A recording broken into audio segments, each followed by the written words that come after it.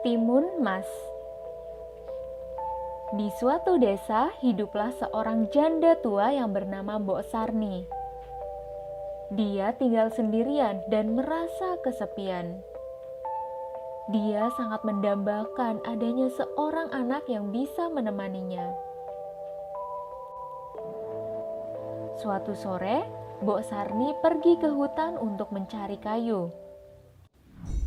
Di tengah jalan, Mbok Sarni bertemu dengan raksasa pemakan manusia. Ia gemetar ketakutan dan memohon raksasa untuk membiarkannya pergi. "Baiklah, aku akan melepaskanmu kalau kau bisa memberiku seorang anak untuk disantap," gelegar suara raksasa tersebut. "Tapi aku tidak punya anak," jawab Mbok Sarni dengan lirih. "Kalau begitu, ambil biji mentimun ini. Aku titip untuk kau tanam. 15 tahun lagi aku akan kembali untuk memakannya," geram sang raksasa. Mbok Sarni pun pulang dan menanam biji itu di halaman rumahnya. Setelah 2 minggu, mentimun itu tumbuh dan berbuah sangat lebat. Salah satu mentimun terlihat berukuran cukup besar. Mbok Sarni kemudian memetik dan membelahnya. Ternyata mentimun itu berisi seorang bayi yang cantik jelita. Bayi itu kemudian diberi nama Timun Mas.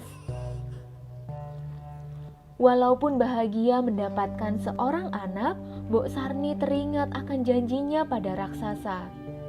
Ia berpikir keras mencari cara agar Timun Mas tidak diambil oleh raksasa.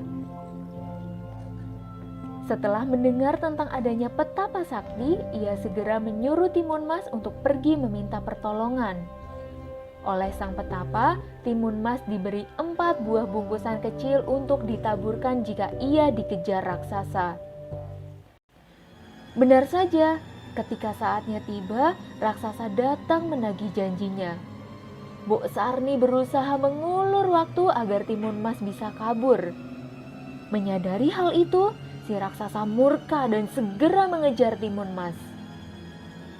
Pertama, Timun Mas melemparkan kantong yang berisi biji mentimun. Sungguh ajaib, timbul ladang mentimun yang lebat buahnya. Langkah raksasa pun menjadi terhambat karena tubuhnya terlilit batang mentimun. Lalu, dari jarum di kantong kedua, tumbuhlah pohon bambu yang sangat tinggi dan tajam. Kemudian, garam dalam kantong ketiga mengubah hutan menjadi lautan yang sangat luas. Namun, raksasa tetap saja berhasil terbebas dari hambatan dan terus mengejar Timun Mas. Ketakutan, Timun Mas pun melempar kantong terakhirnya yang berisi terasi. Dari situ terbentuklah lautan lumpur yang mendidih. Akhirnya sang raksasa terjebur di dalamnya dan mati. Timun Mas kembali ke rumah Mbok Sarni dengan lega.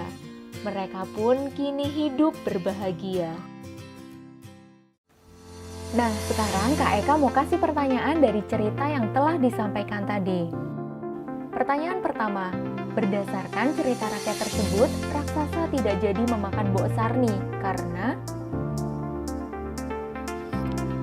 Pertanyaan kedua, amanat yang terkandung dalam cerita adalah... Dan pertanyaan ketiga, berdasarkan cerita rakyat tersebut, Mbok Sarni mengingkari janjinya pada raksasa. Ia tidak mau menyerahkan anak dari biji mentimun pada raksasa untuk dimakan. Kejadian yang dapat dianggap mirip dengan hal ini adalah... Oke, kalau kamu menyimak ceritanya dengan baik, pasti bisa jawab ketiga pertanyaannya. Tulis jawabanmu di kolom komentar ya. Buat yang mau tahu jawaban dan pembahasan lengkapnya, bisa cek latihan soal bahasa Indonesia topik teks fiksi. Tentunya di kejarcita.id. Selamat mencoba teman kece. Kejar cita, kejar ilmu, raih cita.